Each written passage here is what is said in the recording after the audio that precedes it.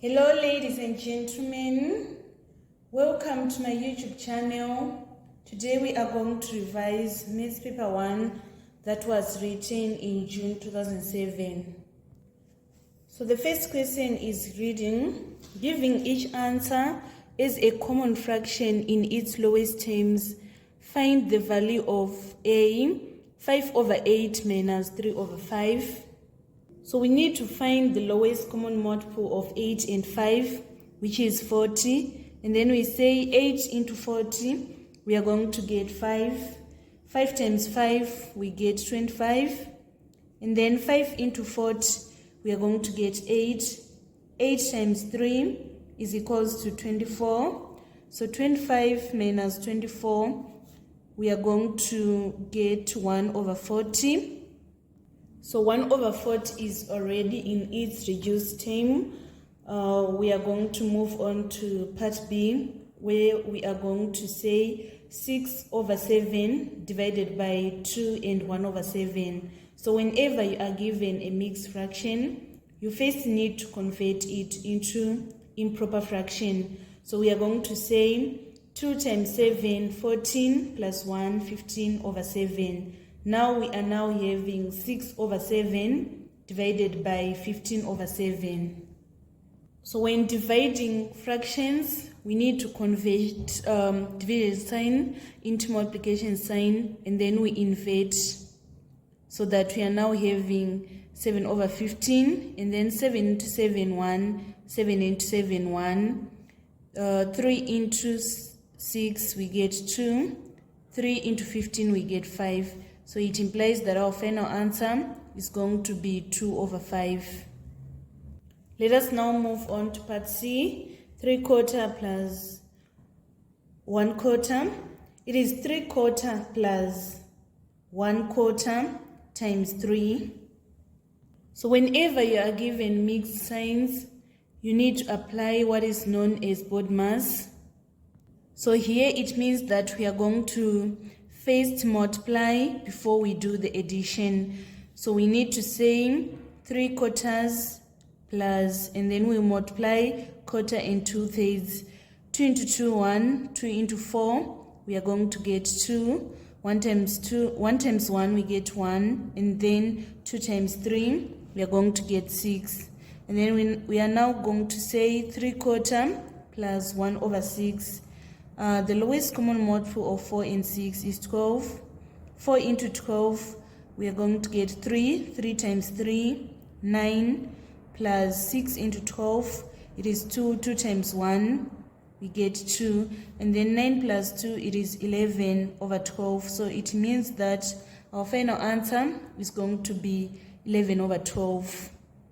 So this was the complete solution for the question that was on number 1 in June 2007. Let us move on to number 2. Number 2A is reading, express 0,016 as a common fraction in its lowest terms.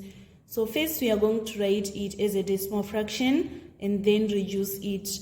Here it is going to be 16 over 1000, since it is having 3 decimal places after comma.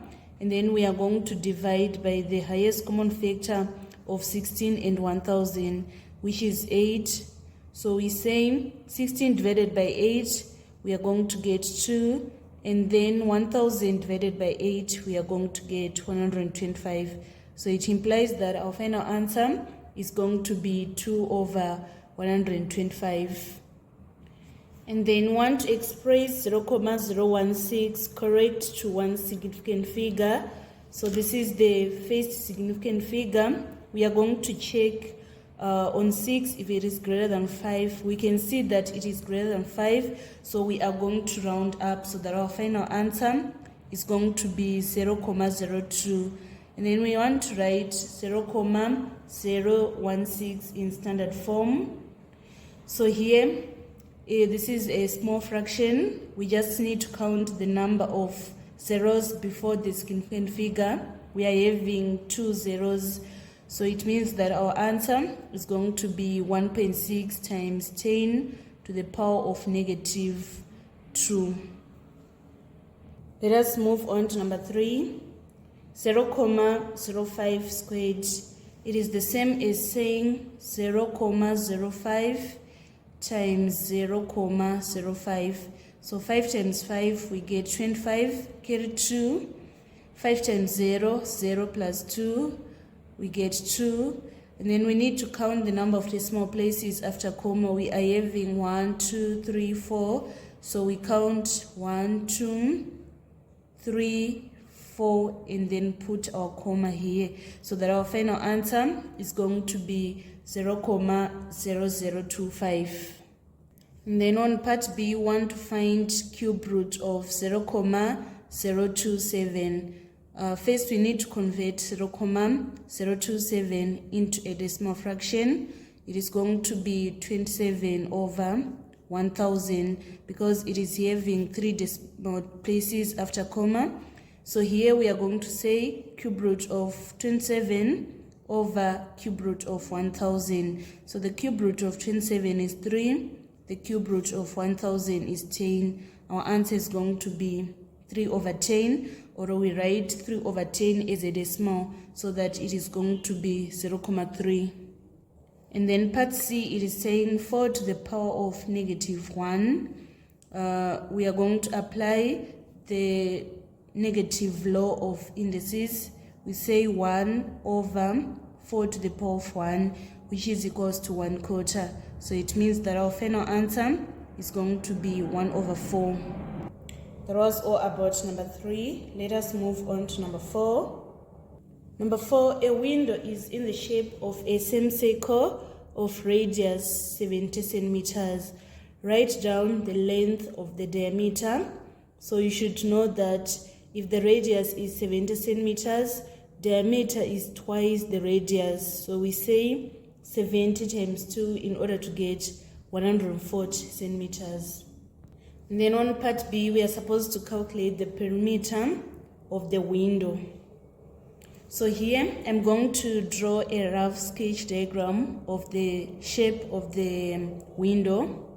So to calculate the perimeter of the window, it is the distance around this window. We are having this semicircle, the half of the circle, and also we are having this diameter. So we are going to say length of arc plus 1/4 in order to get the perimeter of the window. So first, let us calculate this length of arc. It is half pi d, and we are informed to use 22 over 7 on our pi. So we say half times 22 over 7 times diameter, which is 140, and then 7 into 7, 1, 7 into 14, which is 2, 7 into 0, we get 0, 2 into 2, 1, 2 into 20, we get 10. So we are now having 220, and then we add this 1/4, so that our final answer is going to be 360 centimeters. So that was all about number 4. Let us now move on to number 5. Number 5a, express 4 times 8 to the power of 3 plus 3 times 8 squared plus 5 times 8 is a number in base 8. So 8 to the power of 3, we are going to say 8 times 8, 64. 64 times 8, we get 516. 516 times 4, we are going to get 2048. And then after that, we say 3 times 8 squared. 8 squared is 64. 64 times 3, we get 192. So we are going to add that 192. 5 times 8, we get 40. And then we add 8 plus 2, it is 10. Carry 1. 1 plus 4, 5. 5 plus 9, 14. 14 plus 4, we are going to get 18. Carry 1. 1 plus 1, it is 2. So we are having 2280.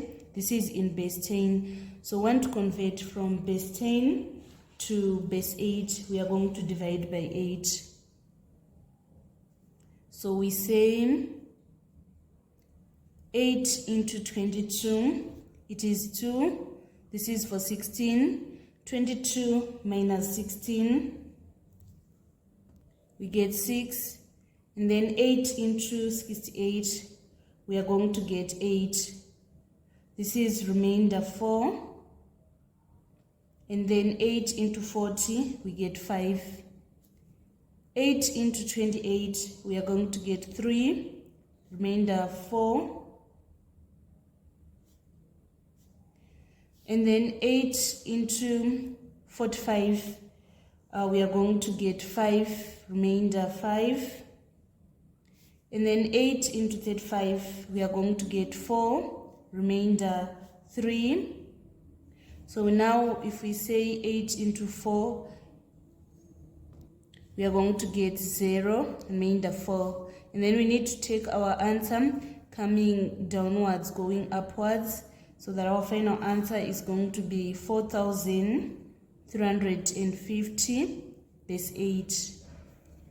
And then on part B, it is saying evaluate 431 base 5 minus 244 base 5, giving your answer in base 10. So we say 431 base 5 minus 244 base 5. If we say 1 minus 4, it can't. So we are going to borrow a base so that we are now having 2. We add that base here. And then 1 plus 5, 6. 6 minus 4, we get 2. And then 2 minus 4, it can't. We are going to borrow a base so that we now have 3. We add that base here. 2 plus 5, 7. 7 minus 4, we get 3. 3 minus 2, we get 1. So we are now having 132 base 5. But the question is saying we are supposed to express in base 10. So we need to do our expansion for it to be in base 10. We are going to have 5 to the power of 0, 5 to the power of 1, 5 to the power of 2. And then we need to fit in our value, which is 132. And then we say 5 squared times 1, we get 25, plus 5 to the power of 1 times 3, 15. And then 1 times 2, we get 2. 25 plus 15, we get 40. 40 plus 2, get 42. So our final answer is going to be 42 base 10. Let us move on to number 6.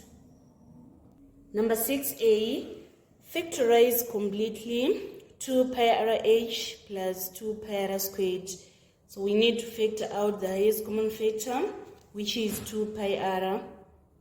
And then we say 2 pi r into 2 pi r h, we are going to have h.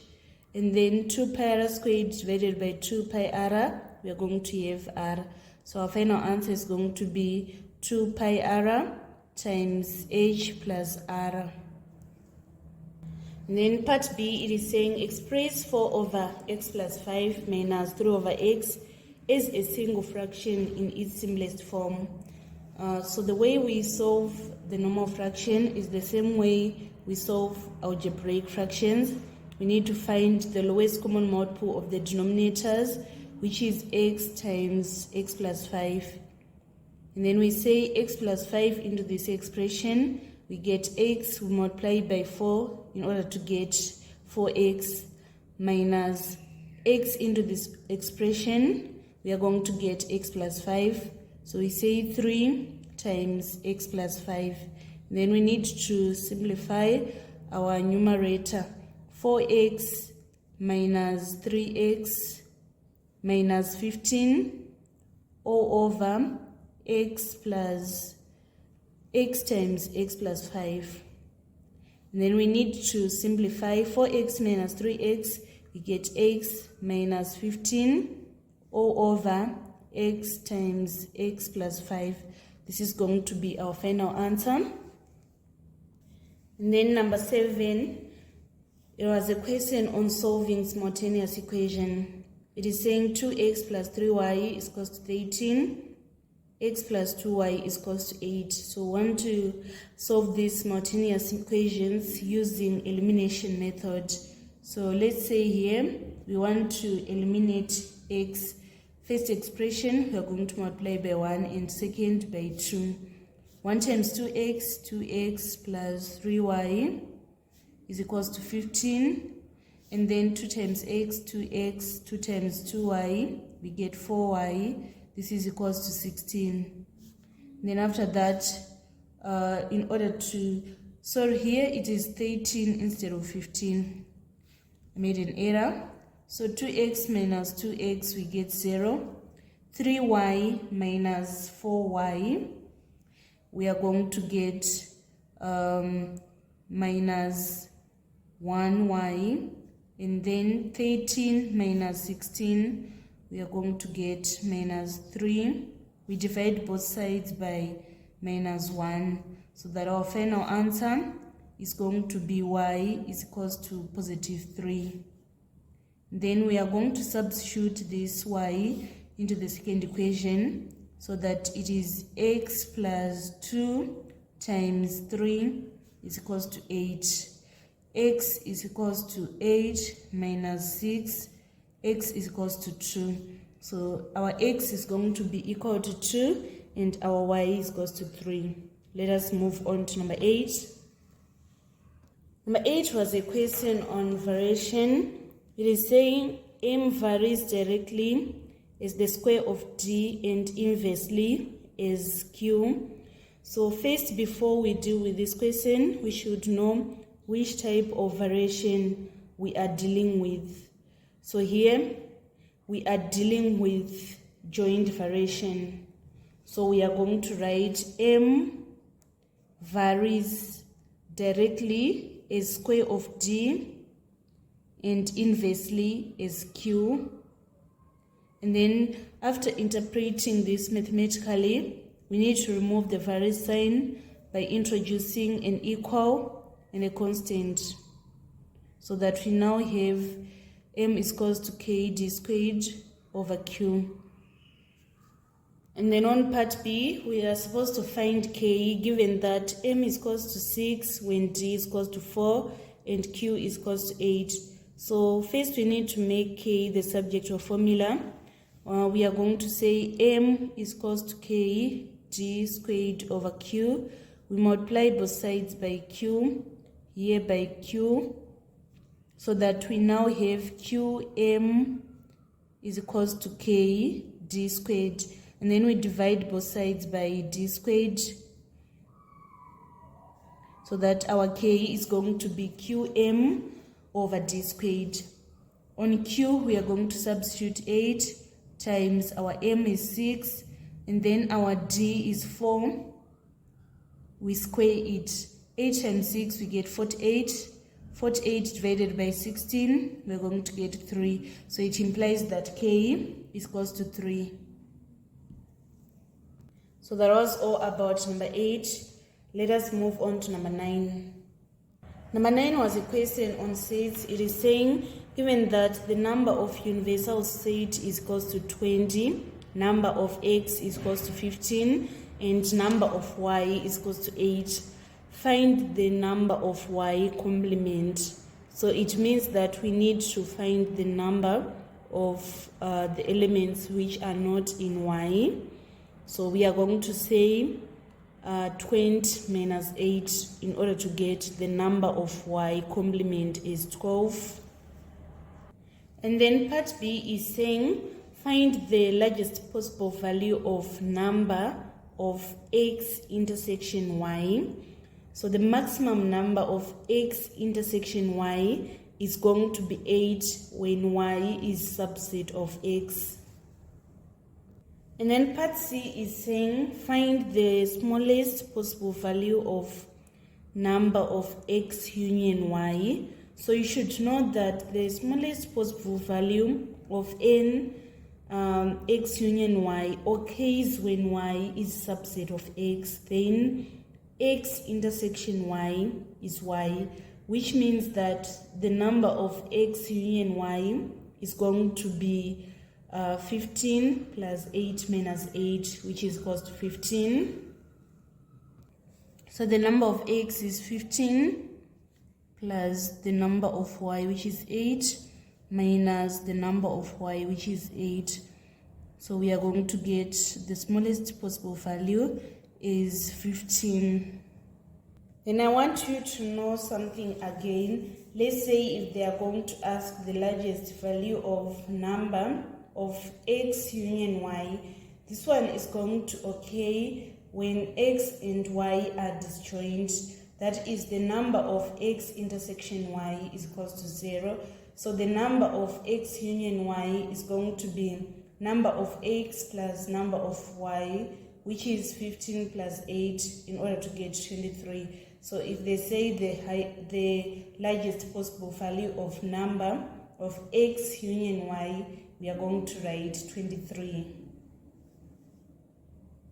And then again, if they ask minimum of number of x intersection y, it is going to be 0 when the intersection is an empty set. Let us now move on to number 10. Number 10, there was a question on coordinate geometry. It is saying the diagram shows the straight line L which cuts the x-axis at 6, 0 and y-axis at 0, -4. Find the equation of the line L. So the first step is we need to find gradient. Here we are having two coordinates. This one is going to be 6, 0, 6 in the x-axis and 0 in the y-axis. And then this point is 0 minus 4. That is 0 in the x-axis and -4 in the y-axis. So in order to find gradient, it is change in y over change in x. So we say change in y is 0 minus -4 over 6 minus 0. So it means that our gradient is going to be 4 over 6, which is equals to 2 over 3. So this is the first step. And then we need to write our equation in the form y is equals to mx plus c, where m is representing the gradient and c the y-intercept. So here our y-intercept is -4. The line is cutting the y-axis at -4. So we are going to write the equation of the line as y is equals to 2/3 x plus c, which is -4. And then on part B, it is saying the equation of line M, which is parallel to line L and passing through the origin. So here, they are going to have the same gradient, which is 2 over 3. You should know that parallel lines, they have equal gradients. And then it is crossing through the origin, which means that it is crossing here at 0. So we are just going to write our answer as y is equals to 2/3 x. So today we are going to end here. I encourage you to follow this video so that you gain the experience of solving the first 10 questions in Maths Paper 1. Usually the trend is the same. They are just going to ask you about approximation and fractions and decimals, and also simultaneous equation, and also on laws of indices. They are usually examined from 1 to 10. So make sure that you perfect these topics. Thank you so much, guys, for following me on this channel. Please don't forget to subscribe, like, and share my videos. Let us meet again on our continuation with June 2007 Paper 1.